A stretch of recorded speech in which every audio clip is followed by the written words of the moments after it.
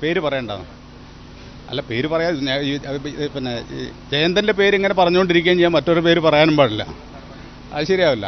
ഏതാനും ദിവസങ്ങൾക്ക് മുൻപാണ് വടക്കാഞ്ചേരി പീഡനക്കേസുമായി ബന്ധപ്പെട്ട് CPM തൃശൂർ ജില്ലാ സെക്രട്ടറിയായ K. രാധാകൃഷ്ണൻ മാധ്യമപ്രവർത്തകരോട് പരാതിക്കാരിയുടെ പേര് വെളിപ്പെടുത്തിയത്.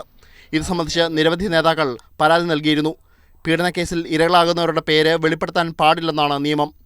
IPC 228A പ്രകാരം 2 വർഷം വരെ ശിക്ഷ ലഭിക്കാവുന്ന കേസാണ് രാധാകൃഷ്ണനെതിരെ എടുത്തിരിക്കുന്നത്.